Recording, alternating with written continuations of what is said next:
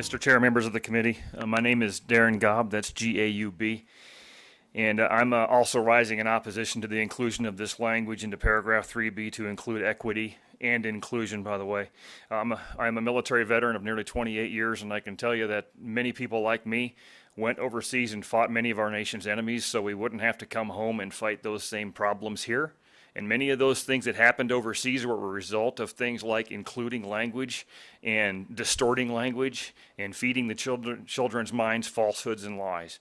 Critical race theory is exactly that and nothing else. And you can't simply relabel it to something else and then include it in curriculum and think we're not going to see it and not hold people to account for doing it. And quite simply, I agree with so much that has been said here. I'll skip all that. If we hide critical race theory behind veiled language of equity and inclusion anywhere in any document, you're going to violate a bunch of things. The Equal Protection Clause of the 14th Amendment of the U.S. Constitution, Title VI of the Civil Rights Act of 1964, Article 2, Section 4 of our state constitution, our Montana Human Rights Act, and the desires of Montana citizens as we voted to make sure what we wanted in 2020.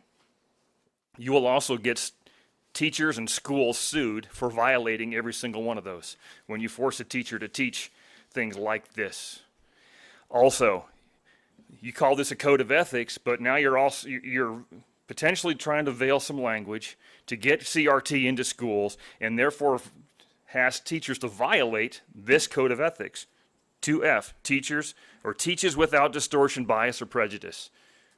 That is CRT, and that is what is being disguised by the inclusion of this language. Here's what we do need. Historically accurate teachings, identify the good, the bad, the ugly, and be truthful. It's okay to identify and know what is bad about our history, so let's just do that. Let's value all human beings no matter what, and teach students to be united and not divided. Let's get children educated and not indoctrinated. We don't have to do what everybody else around the country and some of these big cities is doing just because we feel we need to. Let's stick to truth, not lies. Let's respect students and parents and their wishes because you work for us. Let's just strike 3B entirely. You've already got it in there. Just respect people no matter what. Elevate children. Teach them that they can accomplish so much more than where they are, because all of us can use that type of encouragement. Thank you.